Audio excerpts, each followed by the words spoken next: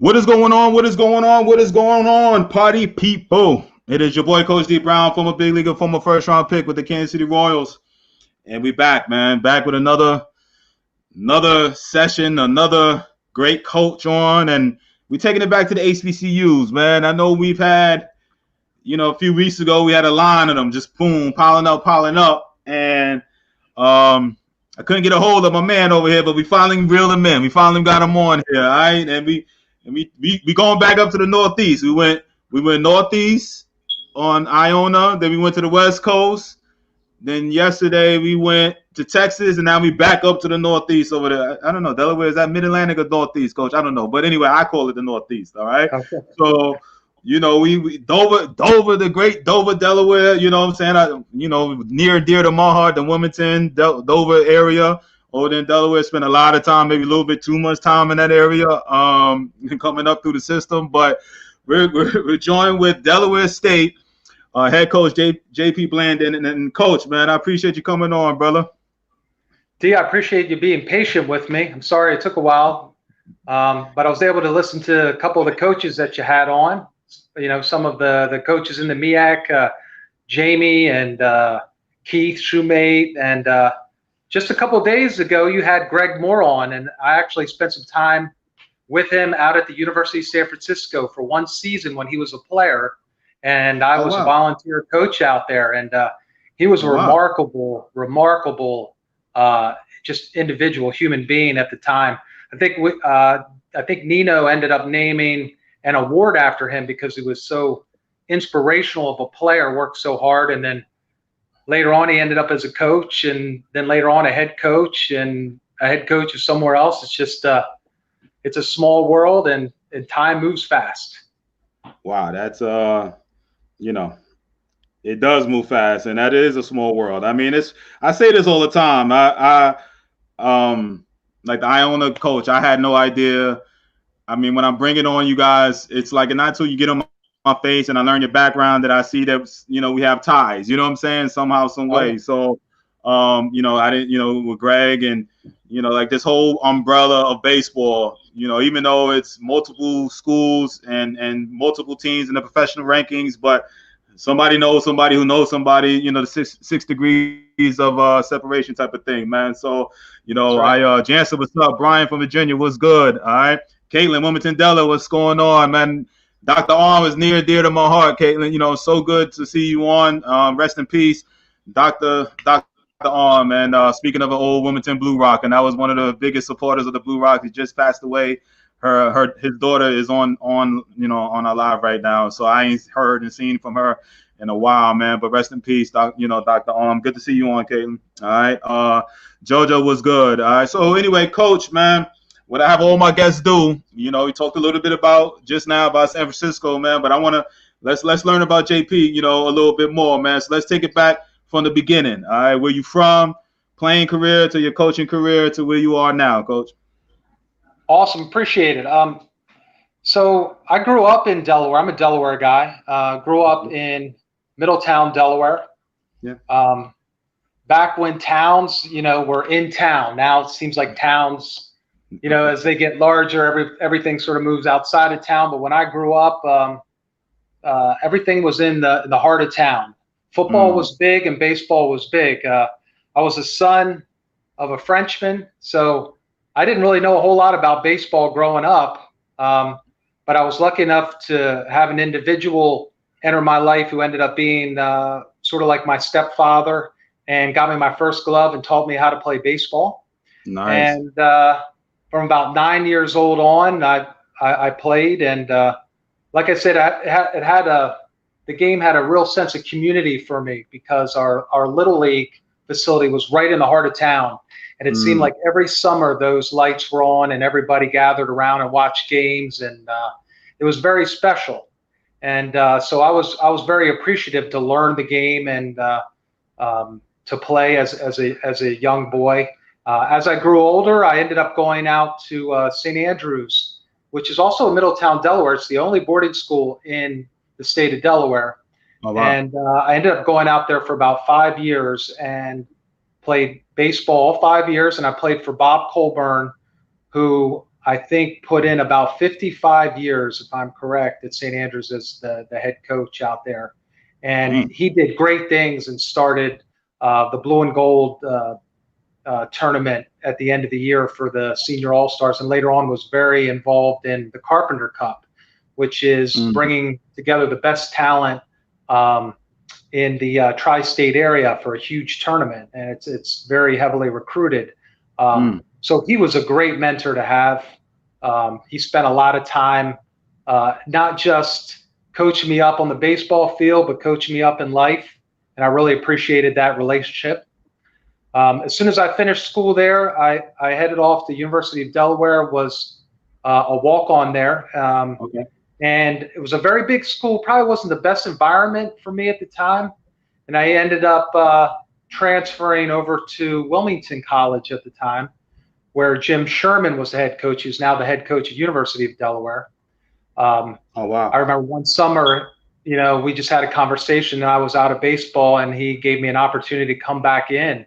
And I did. In 1992 through 1994, I was a part of that baseball program there. And my playing days were numbered a little bit. I didn't contribute a whole lot on the mound. Had some injuries that I was working through, but really appreciated Coach Sherman's ability to coach and to teach while he coached. And I remember always being very close to him, and he would sort of break down everything in the dugout to anybody that was willing to learn or listen. And so I really appreciated that. And in 1994, he awarded me by making me a player coach, and I was able to travel with the team. And we went to the NAI World Series out in Des Moines, Iowa, and that was a very special thing. And so a great experience there. And when I got done, I think the next fall I helped out with Matt Brainerd, who was then the head coach, just briefly as sort of a volunteer coach. Took a little bit of a detour, got into sales, believe it or not. Decided that wasn't the best fit for me. Wanted to get back into coaching. I'm sure working to come to recruiting, right? But anyway, keep going. Yeah. That's right. You're right. It did help with that for sure. Decided that wasn't for me. I wanted to get back into coaching, so I ended up joining my sister, who lived out west in Colorado, and I started coaching American Legion baseball out in Boulder, Colorado. And then got an opportunity from there with the coach of that local high school to be a volunteer at the University of San Francisco. And that's where I was able to meet Greg Moore and Nino Geritano and his coaching staff at the time. And they opened their arms. They didn't really know me. They brought me in, and it was a lot of learning and listening more than anything.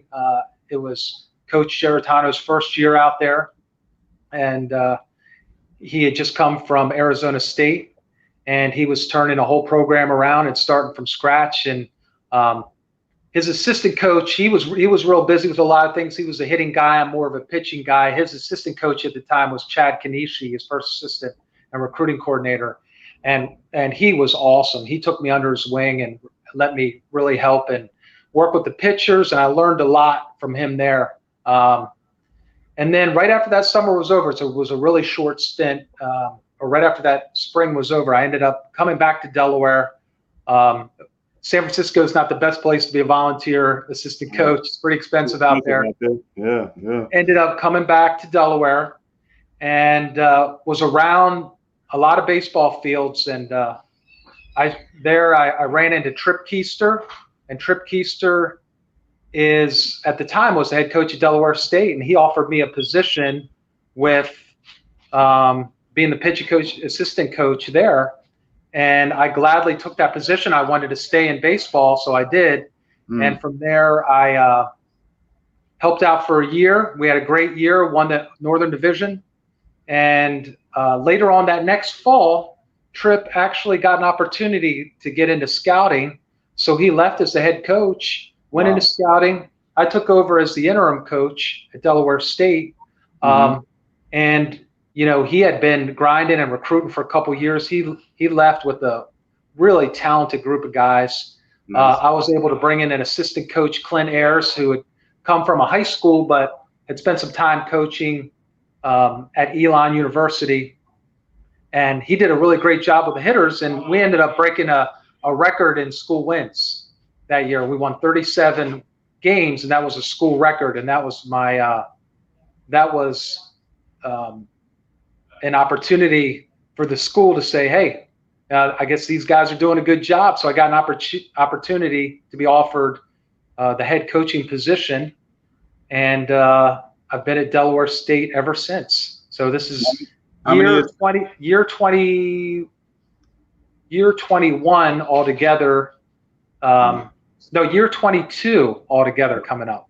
Wow. This will be my 21st year as head coach. Wow. Congratulations, Coach. 20-some years of doing anything is a long time, man. That's right. Yeah, congrats, man. Congrats. This is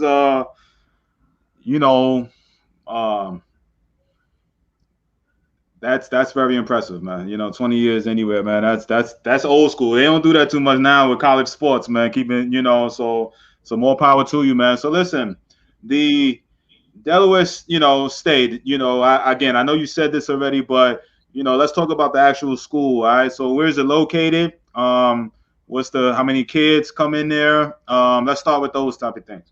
Sure. Delaware State University, we are one of 2 4-year schools that offer Division I athletics in the state of Delaware. We are an HBCU. We have about roughly around 5,000 students, give or take a few, located in Dover, Delaware. Great location because we are literally 40 minutes from your stomping grounds up in Wilmington, which is another 20 minutes from Philly. Another 40 minutes south, you're at really great resort beaches. Also, if you just go a mile or 2 west or a little south or even a little north, it's very rural. So there's great farming and agriculture in the area.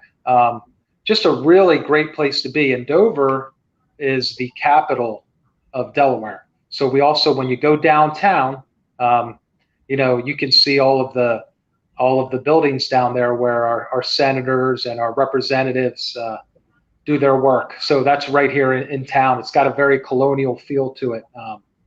Really great location, great university. We're doing a lot of great things. I think recently we are known right now. We've got a little momentum because we just recently purchased Wesley College, which is also in town. Okay. And that, I believe, at least from what I've read, is that we are the first HBCU to ever purchase another college. Wow. So that's exciting too. Wow. Yeah, I mean, for the listeners listening in that's not familiar with that area of Dover, you're talking about pretty the suburbs are nice. The Dover is a city, I mean, from what I remember, we're talking years ago. I haven't been there in years, but what I loved about that location is just like you said, you go 45 minutes south. I think you're in Baltimore. You know what I'm saying? That's right. That's right. Yeah, you go, like you said, from Dover, I'm guessing, less than an hour. You're from Philly, the most 2 hours away. Hour, 15 minutes, hour and a half from DC. Everything's really close. So that makes it intriguing. Sometimes we'll get some junior college kids from the West Coast, and part of the appeal there is our location, honestly. So not only get an opportunity to play Division I baseball, but also get a chance to see some really great places here on the East Coast. Yeah, there's we have a few ex-Blue Rocks joining in, listening in, coming in. All right, so what's up, D. Lowry? What's up, Jose Santiago? So they all, some of my ex-teammates over there, some of the old Blue Rocks joining in here, man. So you did state that you're an HBCU black, historically black college. What conference do you guys play in? We're in the Mid-Eastern Athletic Conference. Right now, that includes in baseball. We have 8 members that participate in baseball as of right now. It goes as far south as Daytona Beach, Bethune-Cookman, Florida A&M, working our way up to the Carolinas. We have North Carolina Central, North Carolina A&T, Maryland, Coppin State, UMES, and Delaware State. Yeah. So great competition, man, and you guys about to lose, man. A few more, man. So what's the long-term plan, man, of the MEAC, man? You're gonna lose some good, some good schools over there, man. What's the plan, man? Well, all those decisions are above my pay grade, so I don't really get involved with a whole lot of that. All I can tell you is our administration at Delaware State, I've been extremely impressed with our president, our athletic director, and they're going to make sure that we're playing baseball for a long time in a competitive conference. So right now our home is the Mid-Eastern Athletic Conference, and I know the MEAC's been very great to us, and I've been a head baseball coach in that conference for as long as I've been a head coach, and very thankful for that opportunity. So right now we're going to make our baseball program the best that we can, and that will highlight our Mid-Eastern Athletic Conference as well. All right. We're getting a lot of information. A couple, reaching out about the recruiting, and so Brian and Lawrence, I'm gonna get those questions to Coach right now. But I want to just start it off. All right. You mentioned, you said you have had some, or you have some current West Coast guys. So give me a little bit of base. How far is your reach in Delaware State, man? Where's everybody from, man? Well, I think it generally really depends on opportunity at the time and individuals that you're talking to, and how wide, as to how wide of a net you cast. We've had times where we've recruited mostly in the state of Delaware. There is really good talent here, but I think we focus on mostly the Mid-Atlantic region, okay? And that would be, Maryland, Delaware, Pennsylvania, New Jersey, New York, DC area, and we even get down in Virginia's mostly. Recently, we've casted even a wider net. We have some kids from Georgia, a kid from Florida, kids from North Carolina. We're starting to get out there a little bit more. The whole idea is you want to make sure you're good with your recruiting, you're finding the right fits. Obviously, talent is important, but you also need to find the kids that are going to stick around for 3 years, so they'll take advantage of the development opportunities you have. I mean, you don't want to bring in kids and say, listen, come on in, help us out, and they turn around and leave after a year or two. You got to find the right fits for your university. So with that in mind, we are wide open. That could be kids in California, junior college kids, could be undergraduate kids that want to come out from out there. But we just got to make sure we're doing, our due diligence and making sure that these kids are compatible for our university, our program. All those things are very important. Good deal, man. Wow. I mean, let me get these questions in because I have my own questions, but I don't want to hog up. Okay. Let me get a few. All right, I'm gonna give Brian a little shout out. I don't do this too much, but Brian says he has a 5'10", 150-pound center fielder out here in Fauquier County in Virginia with a batting average of 643 home. All right, someone watching you. All right, my son Bo Green. All right. There you go. There you go. And he's a 12-year-old 8th grader, young kid. Okay. All right. I'll get him starting him early. I like it. All right. So, Lawrence says, I see you have kids on a roster from Florida and Georgia. How are you able to cast that wide net and recruit kids down south? Good question. That's a great question. So first of all, we have a lot of, for doing this 20 years or plus 20 years, you get to know people, you have good contacts. A lot of them are former players of ours. And as they get out, and as you know, Dee, I'm sure you have so many players, former players, coaches that are all over the country, and we have sort of the same situation here at Delaware State, and so they're looking out, and they're letting us know if there are kids available for us. I think the other way is that, before the COVID situation hit, we were able to do some prospect camps, and when we reach out and let people know that we're doing them, if there are some kids that will come from Florida. You know, one of the catchers that we have right now is a Florida kid that came to one of our camps, and he ended up being a great fit for us, and he's on a roster. The same thing with a kid from North Carolina.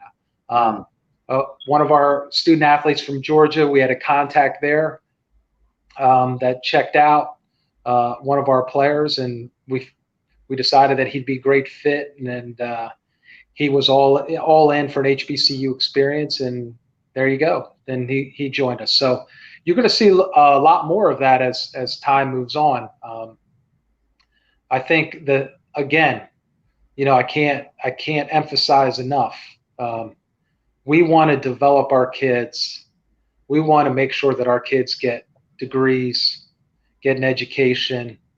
So it's very important that we're looking for the kids that are going to come into our program and be here for a while, so they can take advantage of all those wonderful things that Delaware State has to offer. I love it, man. All right. We got D-Rob says, what are the GPA requirements for JUCO transfers? I think it's really what the requirements are for Division I. I think it's a 2.5 and an A degree coming out. If they were what I call qualifiers, it used to be the term back then. That might have changed now. If they were eligible, NCAA eligible, coming out of high school, but they went the junior college route, and they were eligible for Division I, then they might not have to get their A degree. But that's generally about a 2.5 GPA. I think is a mandate coming from the NCAA that they want, and they also have to fit in. They still have to meet, you know, progress towards degree when they come in. A lot of people don't understand that with the NCAA rules. So, you know, these kids have to come in, and if they've been in at a junior college for 2 years, they have to have 40% done in the major that they come in at Delaware State. 40, and that's about 49, 50 credits completed and transferred in. And then if they're redshirt sophomores and they're transferring in, that's another 22 credits. It's 72 to 74 credits in that range have to transfer in. So all those, you know, it sometimes it's a little bit more difficult than you think, getting that right fit and that right match. But those kids that have come in for us from junior colleges have been awesome. Awesome. I mean, we've had 2 players of the year in the MEAC come from a junior college, one from one in West Virginia, Potomac State, the other one from a junior college out in California. We've had our highest draft pick ever, a 10th rounder. Eric Carter was a transfer from Delaware Tech University. So those kids are awesome. They come in and you know what, you know, they go to a junior college a lot because they realize they need to put some work in and develop, and they've got great habits. They come in and they do a great job for us. All right, great question. Dale says, so many kids down here in Florida looking to play up north. Okay, all right, you know, that's well, you know, we love to hear that. We would love to grab those kids from Florida to come north. I found that a little bit tougher than what I believe you said Dale said, but that becomes a little bit tougher after kids have spent some time in that kind of sunshine. But hey, let's go. Let's bring them on up. I'm all for it. I want to see these kids too. I know most of the kids up north are trying to get down south, and you know. But listen, it's each his own. I also got my boy from Puerto Rico, like I said, one of the ex-Blue Rocks, saying he got kids too. So love them. Yeah. Those are, you know, those kids are awesome. It's been a little bit tougher for us. We haven't had the resources to quite get down in the past down there and check those kids out. So we would definitely need to have people that we could trust or contact and to help us find some of these kids down there. But with our new administration, they've given us a lot of support, and that's something that net can get down there now. So it would be great to have some contacts down there. I usually wait to the end. I'm hoping my boys will stay on to the end, but I might as well. I have 3 people already asked me for your contact info. I kind of wait to the end to make them stay and hear all the information. But you know, my boy Santiago in Puerto Rico, he does a great. I think he has his own academy out there, but he's known for pitching. And love that. Like I said, he knows the area. He's an ex-Blue Rock too, you know, so he knows the area. And so That's if you awesome. could, Coach, what we'll talk about this too. But as far as potential parents and kids that are interested in Delaware State, how do you like to be reached? Is it Twitter? Is it email? Where can they send their information and video? And how do you like, what I'm saying, to receive anything about a kid? We'll take on all opportunities, including email. I've even had some phone calls, and I try to return them as fast as I can when people inquire, just to let them know about about our situation with recruiting, where we are, what our classes are like. I think, as you know, with the recent developments with COVID, it's a little tougher. There's a little bit of a backlog now. We're bringing 3 of our seniors back, but we still brought in a very aggressive class, out of this 2020 class, and we already have probably about 5 commits for 2021. But I understand that kids want opportunities, and I love to give kids opportunities. So we're still staying open. We're not, we're going to take a look at this year. The NCAA has granted us an opportunity to have an unlimited roster.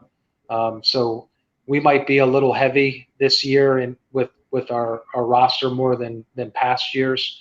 But we'll take a really strong evaluation, look and see where we are, and then sort of address our needs from there and see where we are. But we're still open. Contact me by email, send me videos. I think videos are always important. So as soon as I get, like I said, I'm a pitching guy, and my assistant coach, Jeff Kimmel, is a hitting guy. So as soon as I get a hitting video from an email that I like a little bit, I send it to him right away. What do you think of this guy? We need to go see him if we can. And it'll be great once we're able to follow up and follow up on some of these leads. That's been tough with the quiet period right now and dead period. What is your email, Coach? And I'll post it real fast. I know I have it I don't have it pulled up though, but what is the email, Sure. Coach, real fast, that you like for parents to? It's jblandin@desu.edu. jblandin@desu.edu.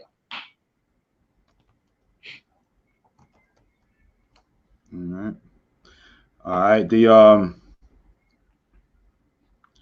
So parents, if you're wanting to know how, and you want to send some information to Coach, this is the email right here. So Yes, that's it. All right, cool. I'll leave that up there for them.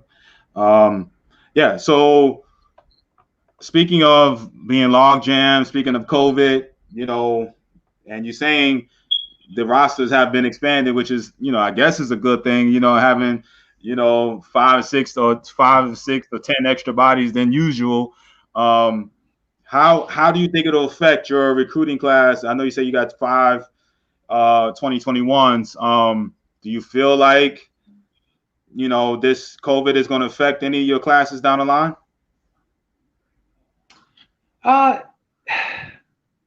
It might just make us, we'll see after this fall, see how many kids, that we have on our, you generally start the year out, and sometimes some kids come in and sometimes they don't, sometimes they're not the right fit, or sometimes just things happen and your roster can fluctuate at times. We're going to take our time and see what type of kids that we have. And, as far as 2022 is concerned, that's the new year that I think a lot of the schools are really starting to concentrate on right now. I think we're gonna be a little bit more selective with that class, and really make sure we do a good job with making sure we find the right kids, the right fit. So we'll just slow it down a little bit, just to give us a chance to see where we are with things, and make sure that the kids that we're able to that commit to us, and kids that we offer, that they are that they're great fits. And but in the meantime, I think we have the opportunity to just make sure with 2021 with that class, and we're taking care of that class and wrapping things up here shortly with that, and take a look at what what we have this fall. All right, good deal. So, let me get to, so being at a HBCU, a black school for 20 something years. I know you well established in the MEAC. What is the current roster between black and white players or Latin players? What's the mix of right now at Delaware State?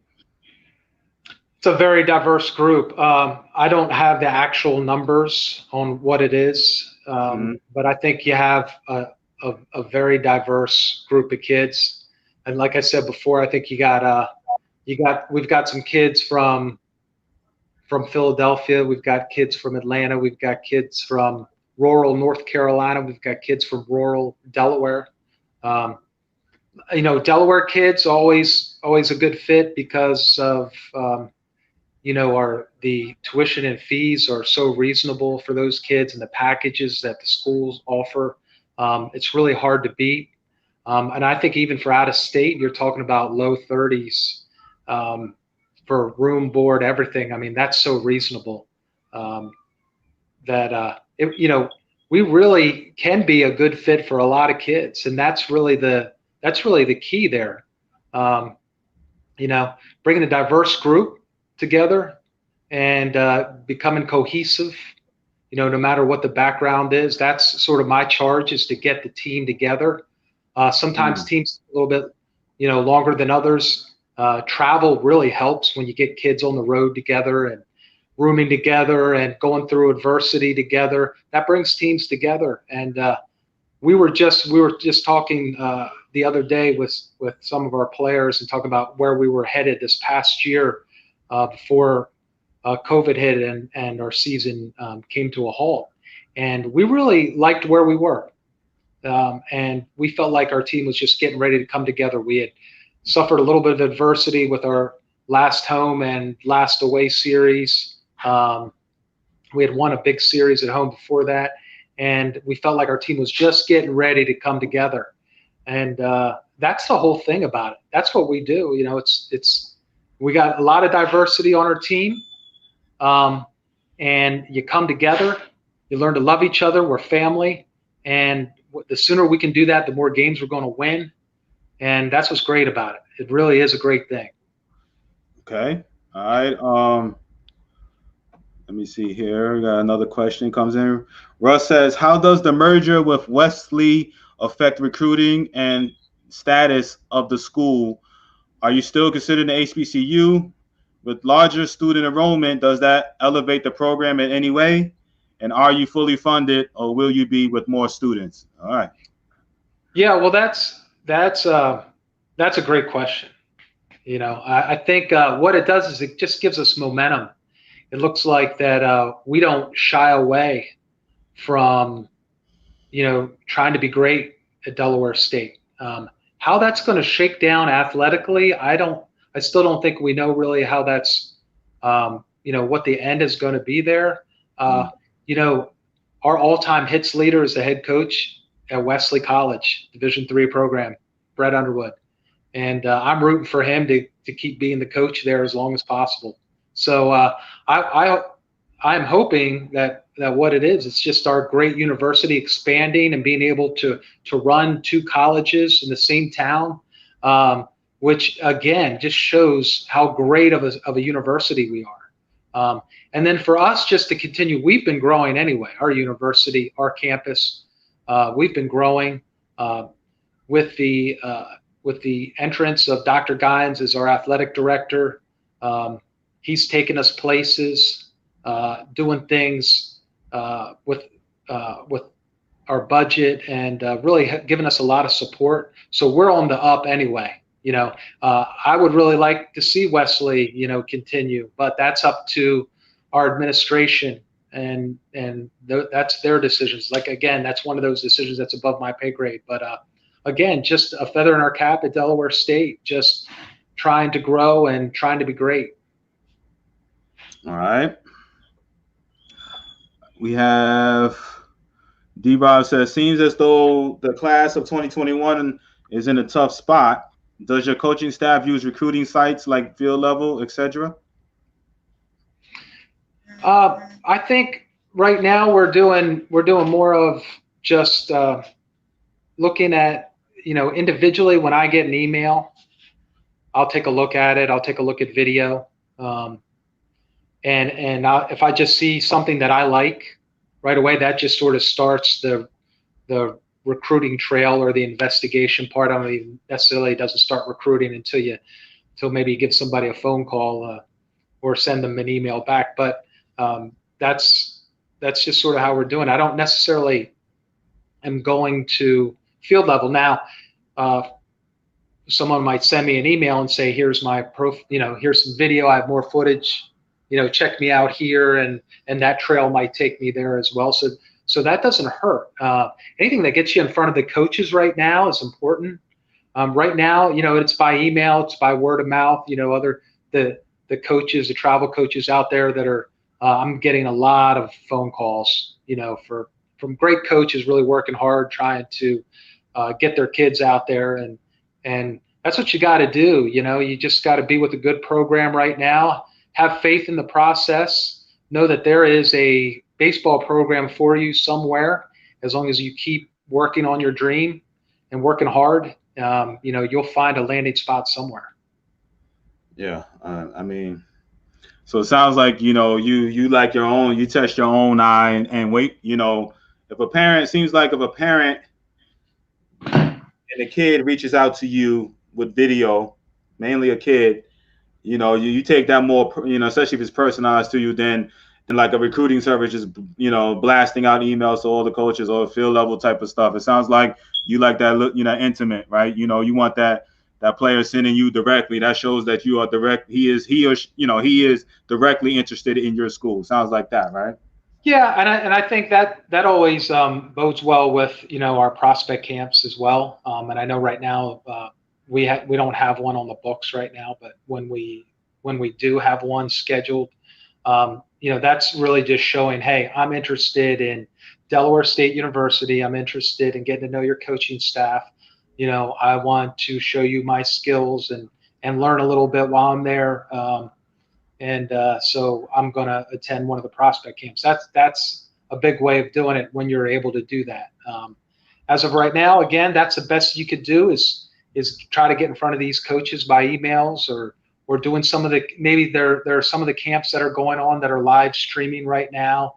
Like I said, if you're in a really good travel program and their coaches are calling around, that's big too. And you just got to get after it. You got to be a winner, in this situation right now, and just keep grinding and working hard. That's kids and parents too when it comes to the recruiting thing, right? That's right. All right, good nugget right there. How does not having any black coaches on staff affect recruiting? Are you having issues finding black coaches? Do you think having black coaches will help recruit more black players? A lot of black players between Baltimore, Philly, South Jersey, and Delaware. The kids are having issues with being seen. Seems like a lack of black coaches make it harder for black kids to play in college. Well, we're out there recruiting kids. So as far as us recruiting and seeing the kids, we're getting out there. Our staff is getting out there. I think college baseball makes it a little bit tougher at times because you have a volunteer coach, and sometimes a restricted coach, or for us, really, it's two volunteers. We only have one other full-time assistant coach. So it's finding, a lot of times getting into the business of college baseball is tough because you really have to work hard and live, within a very small resource level or means when you first start off in college baseball. And I think that makes it tough on a lot of people. That takes a lot of people out of the equation right away. I don't think it's tough for the kids to be seen, though. I mean, I think as long as they know where, they know the right places to be, the right camps to be with the right programs, I think kids are still going to be seen and identified. I don't think that's a problem at all. But yeah, it's tough to get in the business sometimes. You got to be able to, to live with little means necessary. That's tough sometimes with being young adults. And that's sort of the problem sometimes, I think. Um, with our profession. So you got to be able to do that. You got to be able to manage being a volunteer. And sometimes volunteers at the bigger schools are a little bit easier situation to handle because of what they're doing with camps, and there's a lot of resources available. But um, I think what you got to do is if you want to coach, you got to reach out. You got to send resumes. You got to let people know that you're interested. You got to be willing to come in as a volunteer for a first year and do that. And that's really the situation at hand. So basically, you can't come in and think you're gonna be making a whole lot of money out the gate, huh? That's right. All right. Let me see here. We have. Let me see. We had a comment. Um, I think. All right.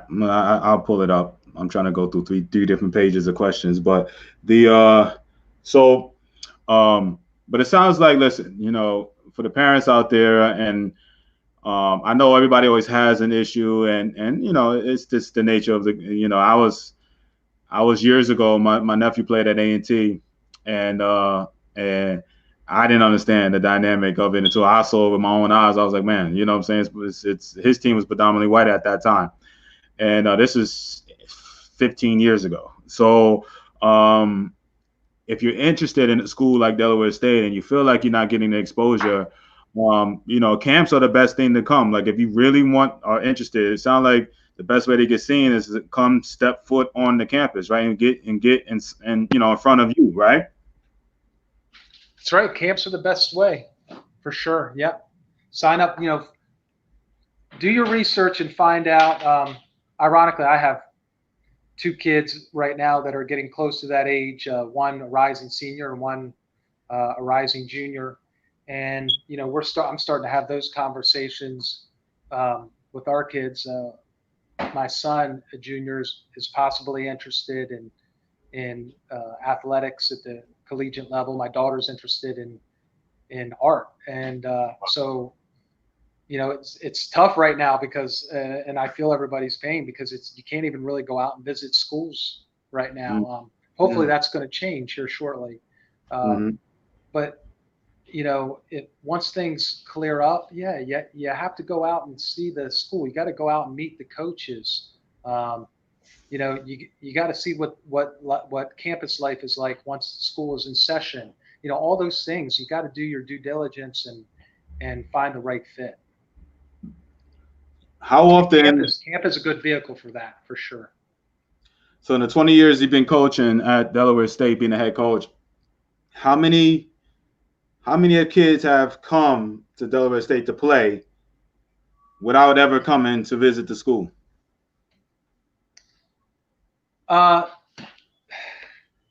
Maybe a few, but not a whole lot. Maybe some of our junior college kids from out west before. We've had a couple kids from Kansas.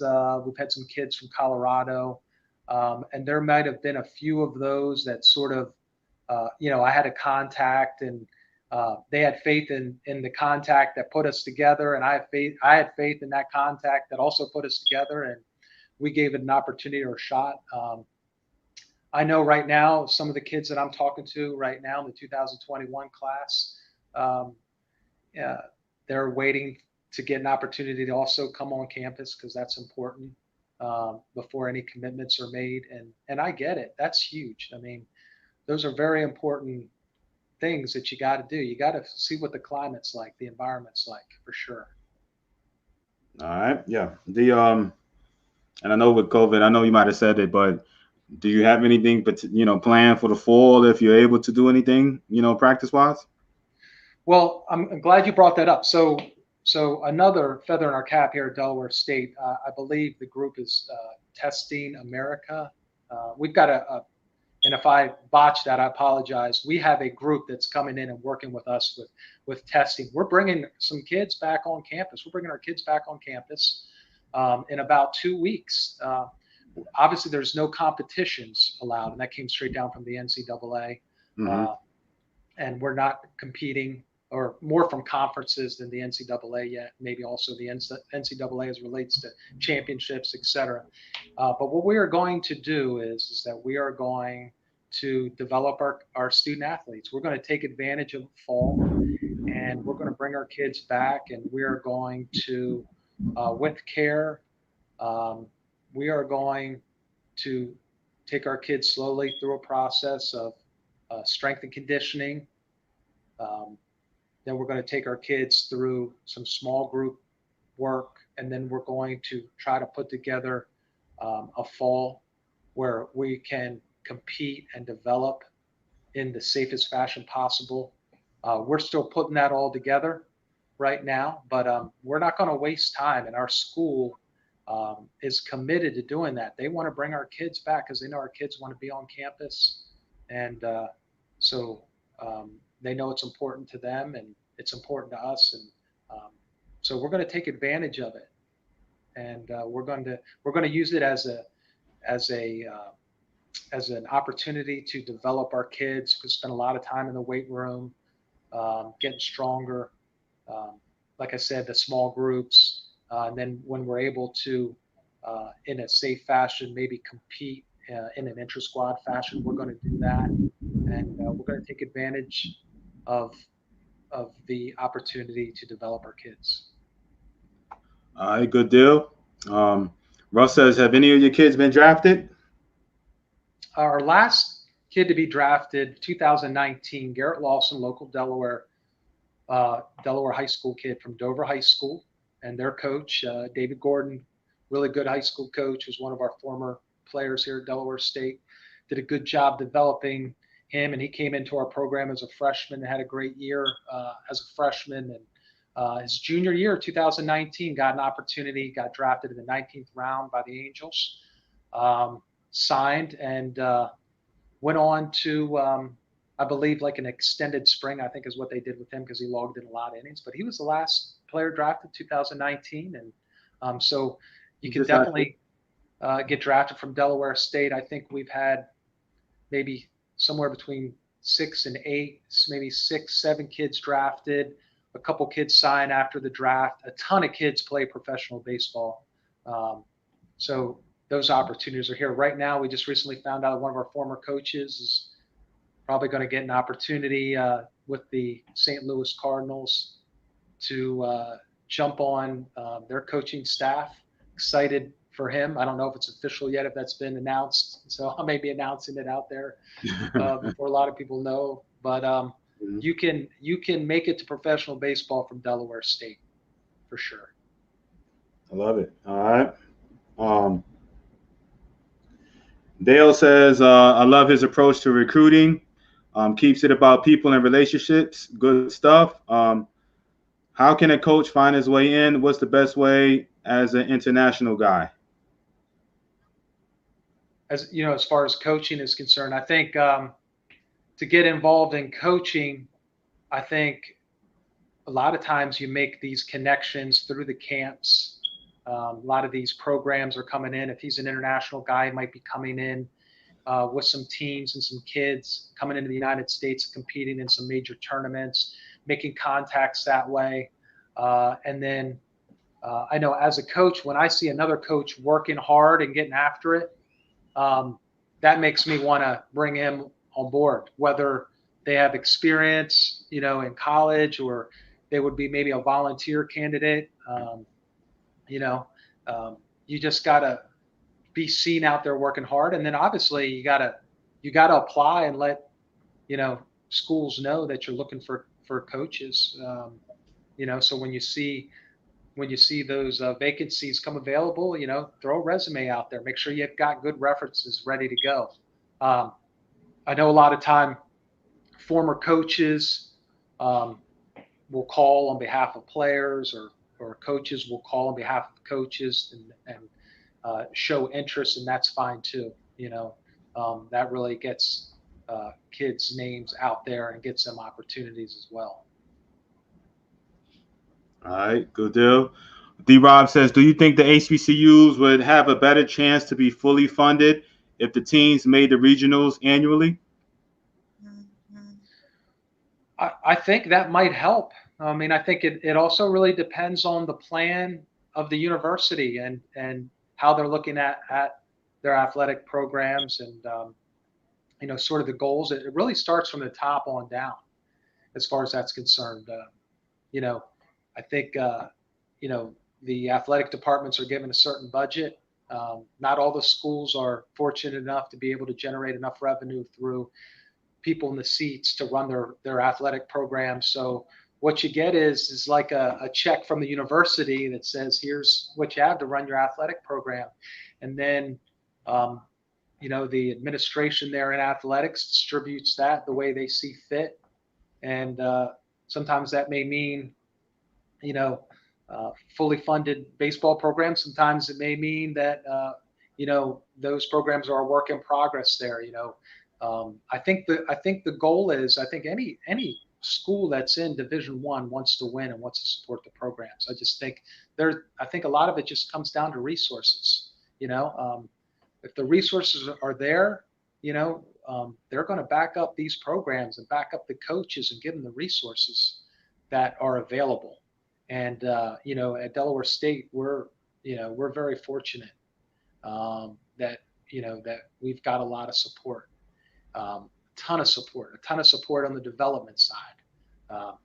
Never seen so many athletic trainers in this past year. We had so many athletic trainers on staff to support our kids. That's huge. That gets kids feeling good, when they're out there working hard and getting them back on the field when they're injured. Our strength and conditioning staff, we brought in a new head coach there, Todd Riedel, and he worked on really putting together a staff. And he's also has some volunteers and maybe a couple paid guys, and they're grinding and working with our athletes and trying to make them better.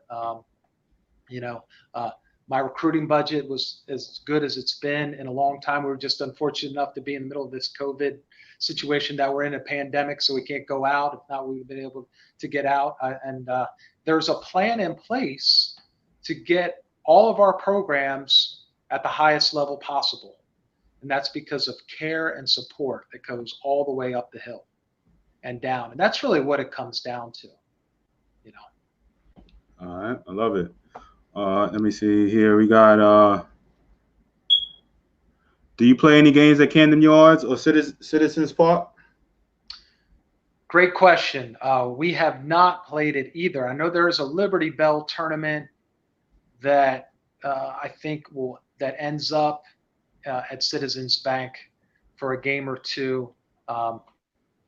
Maybe once or twice we've been added in to that tournament or asked to come in because one other team couldn't make it or had some scheduling issues. But, besides that, we try to, we're lucky enough to visit a lot of minor league facilities, and we're happy about that. We try to get as many games up at Wilmington, like with the Blue Rocks Stadium. I know it gets tough in the spring up there, but sometimes we'll play some exhibition games up there in the fall. And we're looking to maybe do a tournament up there, get together with them. That's still something that's hopefully going to be in the works here shortly, to do it, maybe just a tournament up there to showcase Wilmington in general, which is a great city in the state of Delaware, and for us to go up there and play. That's something that we're looking into right now. I know our president would like us to go up there and compete. So for right now, we'll hit those parks. If we get an opportunity to play at Citizens Bank, that would be great. If we get an opportunity, to play Camden Yards, that would be great. Yeah, Camden's always been my favorite. So from a scheduling standpoint, where do you guys, do you travel all over the country? Do you usually normally stay within conference? What's some of the out of conference schools you play traveling wise? Yeah. Again, good question. I think it sort of varied over the years. We've been as far west as New Mexico. We've gone out there before. We've gone to Arkansas. We've gone south and played in the Carolinas. We've played Coastal Carolina in the early years of me coaching. We've played NC State a couple times. We've played North Carolina. But I think right now we're sort of we're in the habit of taking a quick trip down to the Carolinas early to try to chase some warmer weather, down towards like South Carolina, like the Winthrop area, Citadel, areas like that, Charleston Southern. Go down there for our first weekend or 2 weekends, and then we try to play at home if we can, because we like to consider ourselves sort of a southern state of the Northeast. You Yeah. know, we're a southern destination, if you will. We get some good weather. Ironically, you know, a lot of times we've ended up playing that last weekend in February, and the weather in Delaware has been great. Really? And then next thing you know, 1 or 2 weeks into March, we get a little snowstorm or something like that. But that's generally how we do it. We'll go south early the first couple weekends, and then we'll try to stay as close to, you know, to Delaware that we can. You know, our midweeks are all within an hour and a half drive. Generally, our midweek competitions from Navy to LaSalle to University of Delaware, our in-state rival. You know, we've played Towson often in the past. Schools like that. Speaking of, you know, being the most up north, and I'm glad you talked about the weather. You know, for the MEAC at least, you know, that first month or so, the first few weeks, it's got to be a little tough, man, dealing with that. You know, I've been up that area over there in the first week in April, and I don't know how you doing it the last week in February. I don't know how you're doing it up there. Yeah, it could get challenging at times. So we have an indoor facility, so it's actually the DSU Sports Annex, and it gives us plenty of opportunity to get a ton of reps in and to be inside. And we've got a ton of cages in there, and we've got mounds set up, and we can get our guys ready. We can even do a little live pitcher versus hitter if we need to get ready, to get our timing ready. We're prepared. If there's a, you know, even though the weather might be chilly at times, we can still get our work done and prepare as much as we can. You really got to take advantage of the fall too, because that is unbelievable weather. You know, the falls in the state of Delaware are fantastic. I mean, you can't ask for better weather. So we really try to take advantage. That's why it's so important this fall. We get an opportunity to bring our kids back and get out there and get to grinding and getting better and developing our kids this fall. That's huge. It's important that we do that. Yeah, no doubt about it, man. I can attest for those fall. I've been out there in the fall too, man, and it's you know, my dad, put it like, my dad years ago. This is before the move to Florida. He really, from playing down in Wilmington, he used to come down there all the time, and he really liked that area so much. You know, my dad is one of them tough cookies from New York, and then never want to leave New York. Had to do everything to get him to Florida. But before he moved to Florida, then we're talking some 20 years ago, he literally was like, man, I love this Delaware area, man. You know, I love, you know, it's like, it's nice. He goes, I wouldn't mind moving there, you know? So, but, you know, I've been out there in the fall. It is beautiful out there, man. Yeah, D, and you gotta love that for a small state. We've got everything, you know. Everything. We've got resort beaches. Yeah. You know, at the top, we've got Wilmington, which is a great little city, and just Dewey Beach in Delaware? 20 minutes from Is Dewey Philly. Beach in Delaware? Everything within this state, you know, agriculture, everything. It's very unique about a 3-county state, you know. Is Dewey Beach in Maryland? I mean, in Delaware? Yeah, Dewey is part of our beach chains down south. Extends as far south to almost right to Ocean City, Maryland. We have Fenwick Island that's right there, and goes north all the way to Lewis. And there's even some smaller beaches that are real close to Dover, Bowers Beach, and some other beaches sort of on the way down to Lewis. But yeah, there's like 4 really cool little resort towns and resort beaches down in southern Delaware. Yeah, I remember I have friends of mine and family of mine from New York who vacation in Dewey, and I had to be playing in Wilmington, and I drove down there on an off day. It was nice. It was cool. Yeah, I didn't even know. I'm surprised you returned to Wilmington after that. Dewey's a fun town.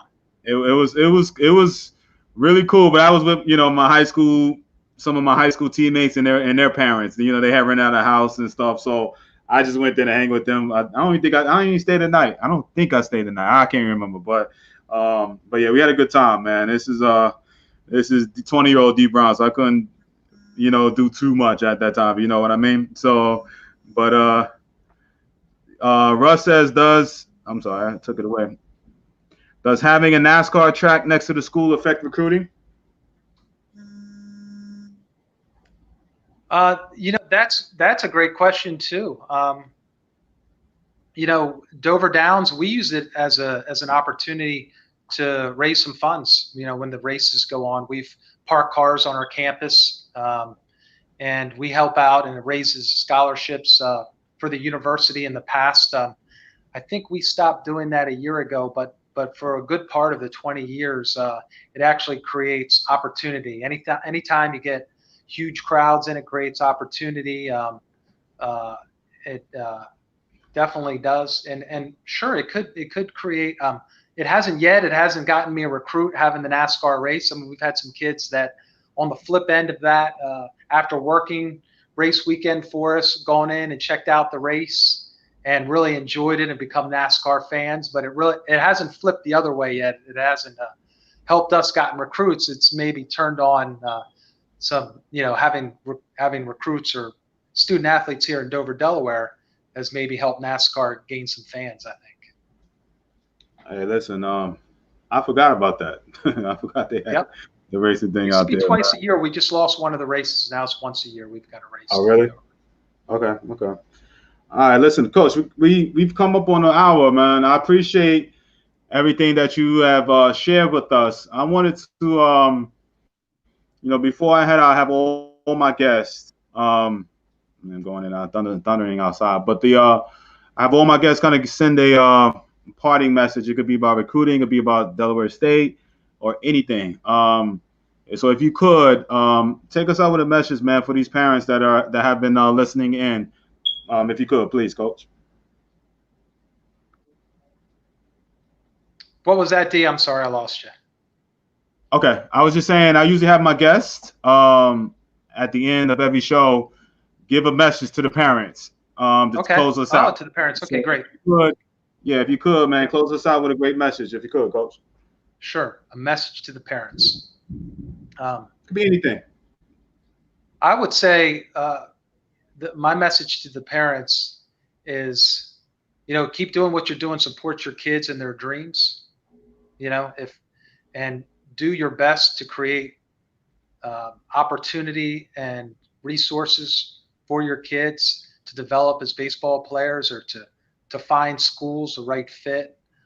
Keep working on those things, and understand that this journey for your son or your daughter is a journey to becoming the best version of themselves. This is a game-changing moment for your kids. So you got to take the time and find the right fit for them, because when you find the right fit and an individual is able to come into a university, into a baseball program, and spend 3-4 years in the program, they'll make long-lasting friendships. They're going to grow up in front of your eyes.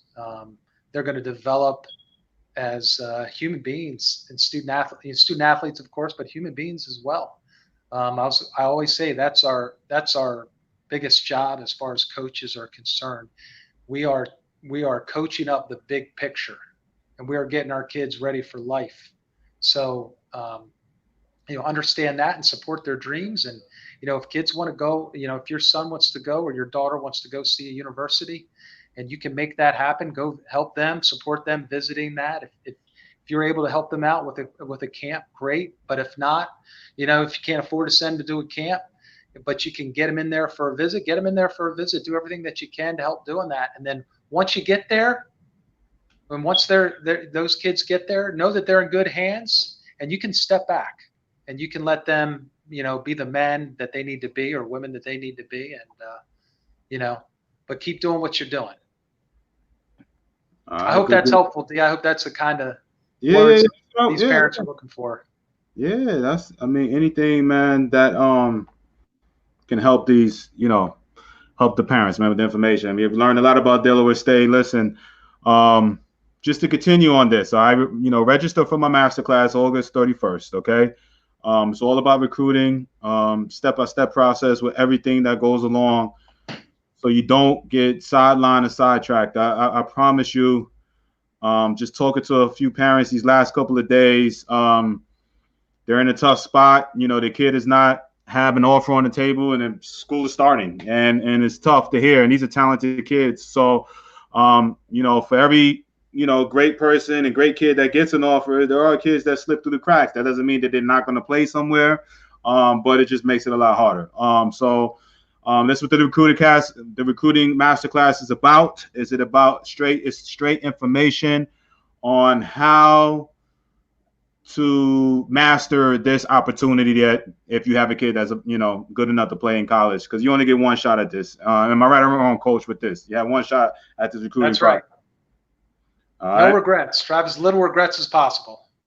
Good deal, Coach. I appreciate it, man. So, listen, Coach JP, I appreciate you, brother. Thank you so much for coming on. It's been a pleasure. We'll be in contact for the things we've been talking. I haven't announced it anywhere here yet because we're still in preliminary in the works, man. But we have a lot of stuff, and I got some other stuff over here that I'm going to tell you that we got going on with HBCU schools, man. So we'll be seeing some of each other, no doubt about it, in the near future. So parents, tomorrow, got another great coach coming on. I'll be honest with you, I can't remember right now. I have to see who's lined up and scheduled. But tomorrow, 4 p.m., we will have another D1 coach on, man, learning about their school. So 4 p.m. Eastern tomorrow. Join us again. Sign up for the masterclass. Coach JP, I appreciate you, my brother. Thank you so much for coming on. You got it, D. All right, parents, 4 p.m. tomorrow. Be there, ready to go with some questions.